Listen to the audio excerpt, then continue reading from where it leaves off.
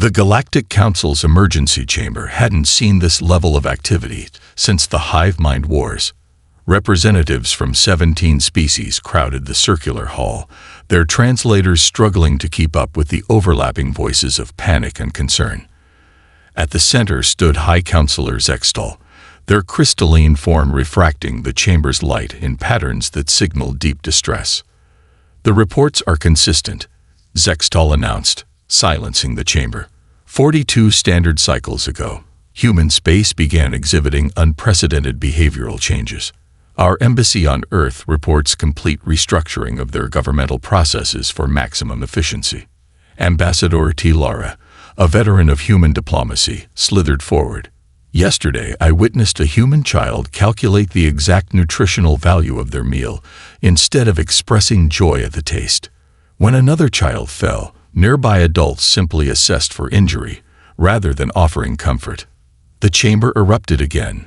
Humans were known throughout the galaxy as paradoxes, survivors of a death world who somehow retained profound capacity for compassion. Their ability to merge ruthless efficiency with boundless kindness had made them both respected and feared. Now something had fundamentally changed. "The Trading Guild reports similar anomalies," a voice called out. "Human merchants have abandoned their traditional bargaining practices. They now present exact calculations of fair market value, refusing to negotiate or engage in social exchanges." Security footage played above the chamber, a human colony defending against pirates. But something was wrong. The defense was perfect, methodical, without a single wasted motion or heroic risk. No attempts at capture or rehabilitation. Just clean, efficient elimination of threats. Dr. Xinra, the Council's chief tenopsychologist, stepped forward. Their tentacles twisted in agitation as they addressed the chamber. "We're observing a complete suppression of human emotional responses. Their logical capabilities appear enhanced, but their characteristic empathy has vanished. This isn't natural evolution. Something has been done to them. Could this be a viral infection?" Someone asked. "Impossible," Dr. Xinra replied. "The change is too uniform, too precise. This was engineered." High Counselor Zextal's crystalline form darkened. "We all remember the histories. Humans survived their death world not just through strength or intelligence, but through cooperation and emotional bonds. Their capacity for mercy made them stronger, not weaker. Without it, they become the perfect death world predators," Ambassador T. Lara finished. "All the survival instincts and adaptations of Earth, with nothing to temper them." A junior aide burst into the chamber, their scales pale with fear. "Updates from human space. Their colonies are going dark one by one. Not destroyed. Just reorganizing. They're optimizing everything. Military, industry, research, all being restructured for maximum efficiency." The chamber fell silent as the implications sank in. Humanity had not lost its power. It had lost the compassion that guided that power. The galaxy was about to discover why every species feared the day Deathworlders lost their kindness. The Vextar Empire had waited centuries for this moment. Their fleet emerged from hyperspace at the edges of New Eden, humanity's most prosperous colony. Admiral Kex watched the blue-green whirl through compound eyes, mandibles clicking in anticipation. Their intelligence suggested the humans had lost their famous fighting spirit, their emotional core stripped away. "Begin the invasion sequence," Kex ordered. "Remember, no mercy. These aren't the same humans who once saved our colonies from the plague. These are just shells." The first wave of dropships descended toward New Eden's capital. Planetary defense systems remained silent, and Kex felt the first stirring of unease. Humans never waited this long to respond to threats. The defense grid activated with surgical precision. No warnings, no demands for surrender. Concentrated energy beams intersected with mathematical perfection, cutting through the first wave of ships. Not a single shot wasted. "Impossible," Kex chittered. "Where's their chaos? Their improvisation?" The humans' response was coldly calculated. Ships emerged from hidden bays in perfect formation, their movements synchronized with an efficiency that made Kex's carapace crawl. No heroic charges, no desperate gambles, just the methodical elimination of threats. "They're hurting us," Kex realized too late. The human fleet had maneuvered them into a kill box, using the Empire's own tactical doctrine against them. Each attempted retreat was predicted and countered before it began. The command ship's sensors captured footage from the ground battle. Human defenders moved with machine-like coordination, no signs of fear or hesitation. A wounded Vexstar soldier surrendered, something that would have guaranteed safety from the old humans. The defenders simply calculated the most efficient response and executed it. "Full retreat," Kex ordered, but the humans had anticipated this too. They hadn't just prepared for invasion. They'd optimized their response to it. A junior officer intercepted a transmission from the surface. Human leaders were discussing casualty figures, not in terms of lives lost, but in terms of resource efficiency. They were already calculating how to repurpose the wreckage of Vex starships. The remnants of the invasion fleet limped back through hyperspace. Only a third of their ships survived. Kex stared at the battle recordings, mandibles trembling. The humans hadn't fought with anger or vengeance or even satisfaction. They treated the invasion like a mathematical problem to be solved. "Send word to the Empire," Kex ordered. "The humans haven't grown weaker. They've become something worse. They've become perfect." As the fleet retreated, New Eden's defenders were already adapting their strategies, learning from every moment of the battle. They weren't celebrating their victory. They were optimizing it. The galaxy was about to learn a terrible truth. Humanity's kindness hadn't been restraining their power. It had been restraining their perfection. Dr. Kithel's tentacles moved across the holographic data, tracing patterns that shouldn't exist. The xenobiologist had spent decades studying human psychology, fascinated by their unique blend of survival instincts and emotional depth. Now, those patterns were changing. "Show me the progression again," he commanded. The AI displayed a timeline of behavioral changes across human space. It started on Mars, spreading outward like a viral infection. But viruses were chaotic. This was precise. The research station on Phobos had become his sanctuary since the changes began. Here, surrounded by data and away from the increasingly mechanical humans, he could study the transformation safely. "Doctor, we found something," his assistant Tyranny called.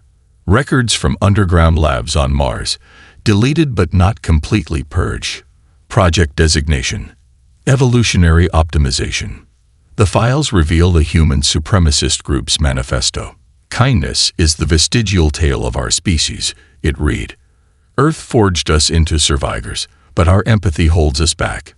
It's time to evolve." Thal's color patterns shifted with horror as he studied their research. They'd engineered a neurological treatment that suppressed emotional processing while enhancing logical functions. Not a virus or pathogen, a fundamental rewrite of human consciousness. "They didn't understand," Kill whispered. "Human emotion isn't separate from their survival adaptations. It is their adaptation." Security footage from the lab's final days showed the researchers injecting themselves with their creation. Their expressions changed mid-sentence, compassion draining away as cold efficiency took hold. They immediately began calculating how to optimize the treatment's distribution.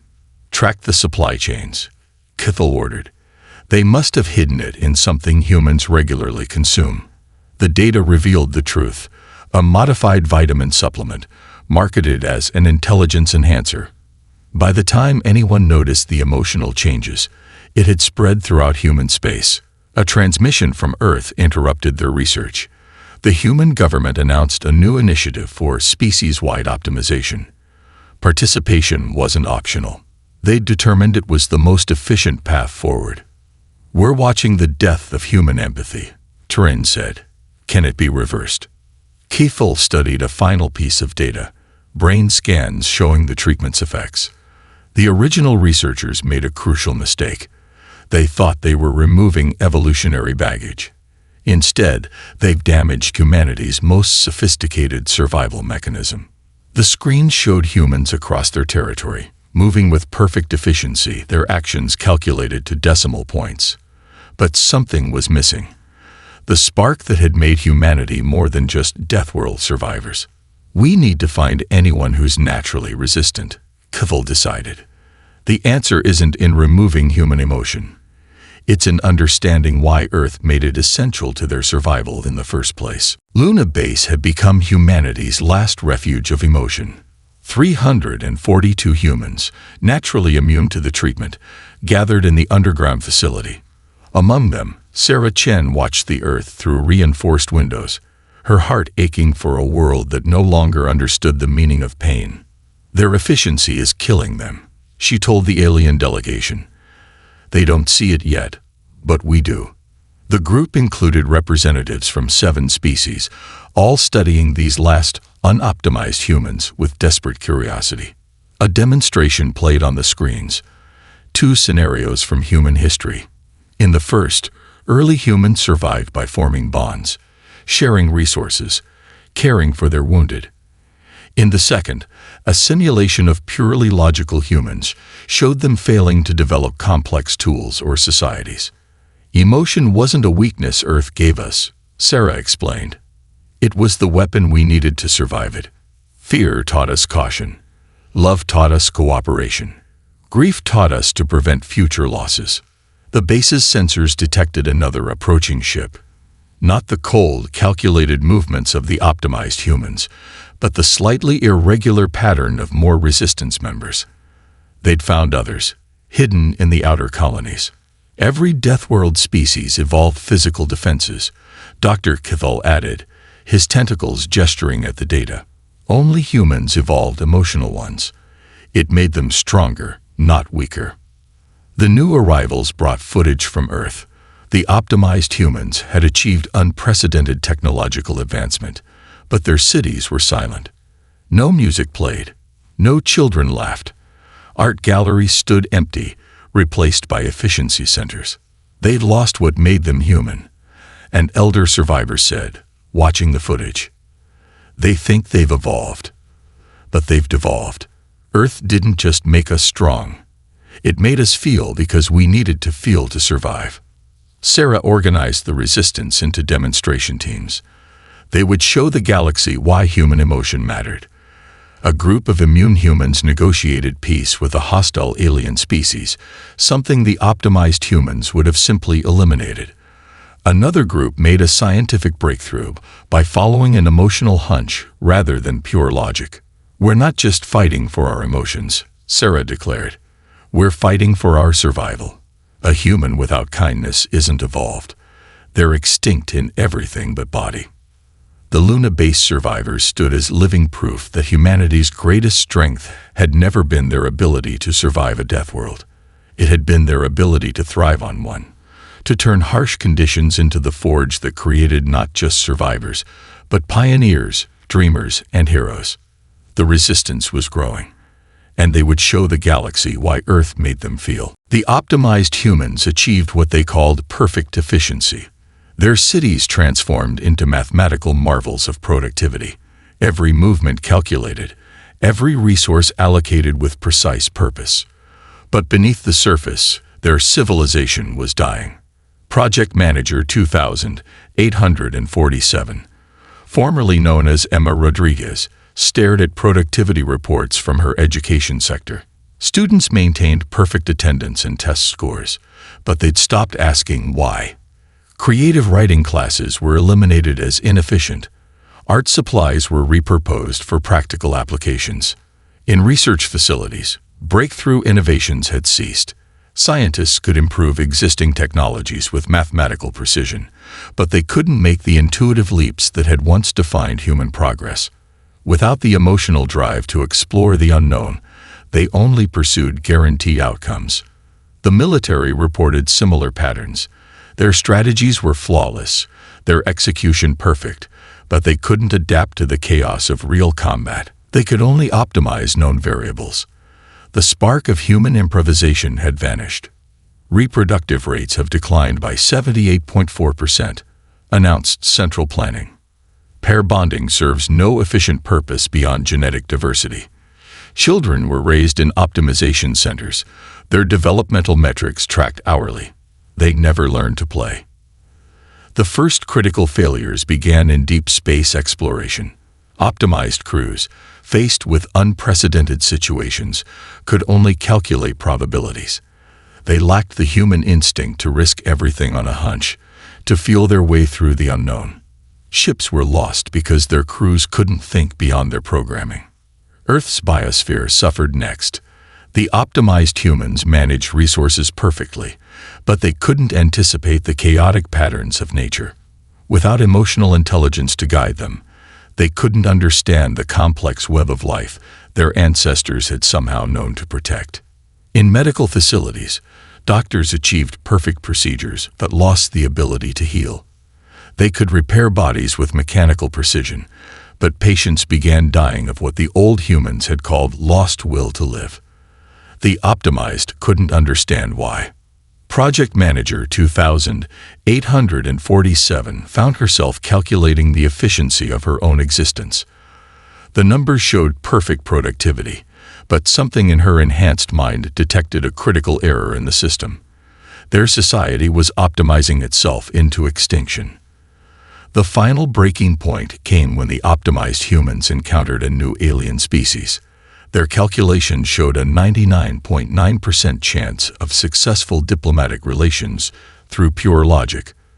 But they couldn't grasp the emotional cues, couldn't form the bonds that had once made humanity great diplomats. The aliens retreated, recognizing that these weren't truly humans anymore. In their pursuit of perfect efficiency, humanity had optimized away the very adaptations that made them survivors. They'd forgotten that Earth hadn't just made them strong.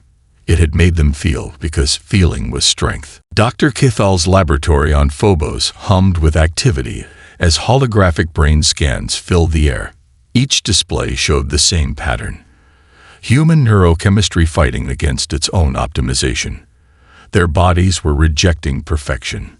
It's not a flaw in the treatment, he explained to Sarah Chen, who'd risked everything to smuggle the data from Earth. It's a feature of human biology. Your species literally cannot survive without emotional processing. It's as essential as breathing. The scans revealed the truth.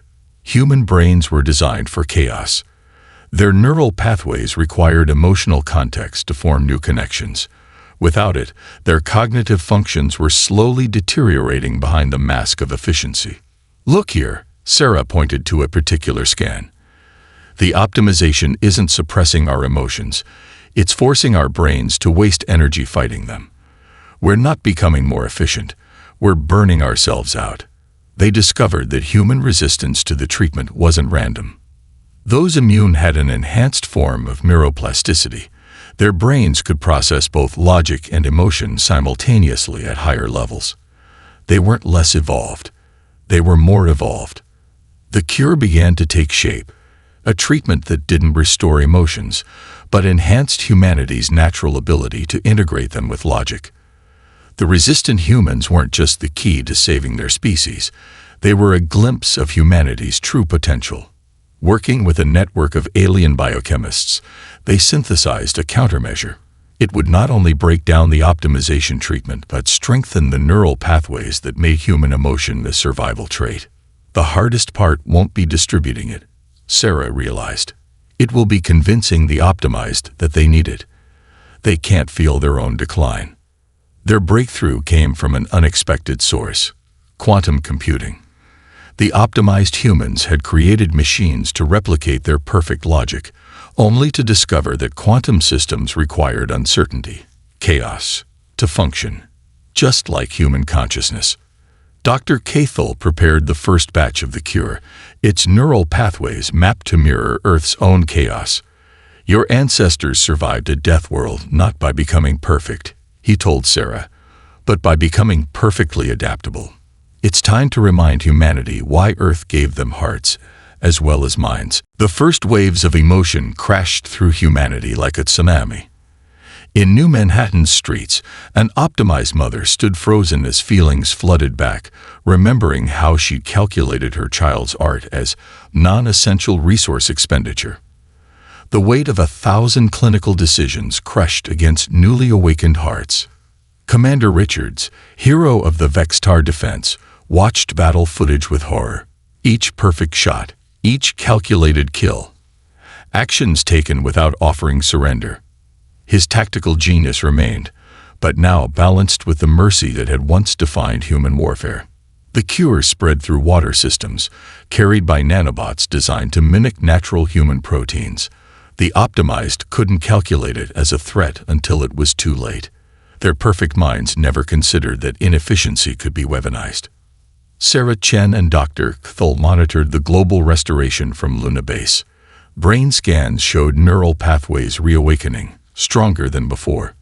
The optimization treatment had forced human minds to build stronger emotional centers just to survive its suppression. We didn't just restore their emotions, Dr. Kthul observed. We enhanced their capacity to process them. They're becoming what they were meant to be, survivors who feel deeply and think clearly. The changes manifested differently across human space. Some wept for days. Others channeled their returning emotions into rebuilding what was lost. Art galleries reopened. Music filled the streets. Children were taught to play again. But the hardest part was forgiveness. How could they forgive themselves for choosing to abandon what made them human? The answer came from their deepest programming, the very survival instincts that had shaped them on Earth. A mother hugged her confused child, teaching them to laugh again. A soldier reached out to the families of those he efficiently eliminated, bearing both apology and aid. Humanity's famous capacity for redemption turned inward, helping them process their collective trauma. This is why Earth made us feel, Sarah told the Galactic Council. Not just to survive, but to heal, to rebuild, to forgive ourselves, and grow stronger. The optimization incident would leave scars, but human resilience had evolved to turn scars into strength. They were learning to be efficient without sacrificing compassion, logical without losing love. The Galactic Council passed the Emotional Defense Accord unanimously. The manipulation of species-specific psychological traits was classified as an extinction-level threat, alongside planetary bombardment and biological warfare. Studies of humanity's transformation revealed startling conclusions. Their kindness wasn't evolutionary baggage, it was Earth's masterpiece, a sophisticated survival mechanism that allowed a species to thrive on a death world, not by becoming perfect killers, but by becoming perfectly adaptable. Observe their history, Dr. Kthul presented to the Council.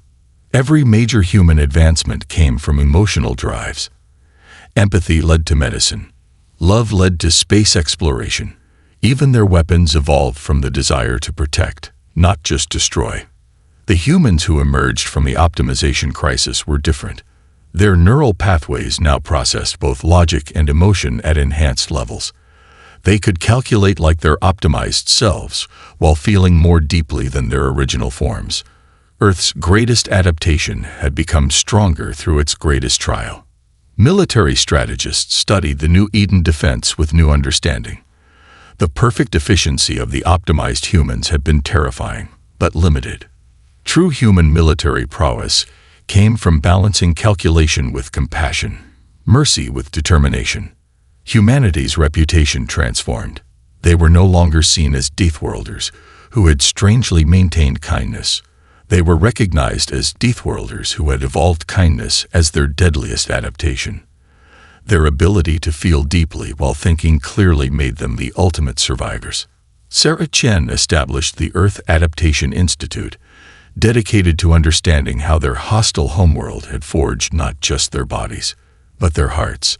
The optimization crisis had proved that human emotion wasn't separate from their survival traits. It was the foundation of them all. The galaxy learned to fear not the day Deathworlders lost their kindness, but the day they'd fully embraced it, because it was their capacity for emotion that made them unstoppable. In the end, Earth's greatest gift to humanity wasn't their strength or resilience. It was their ability to feel deeply enough to use those gifts wisely.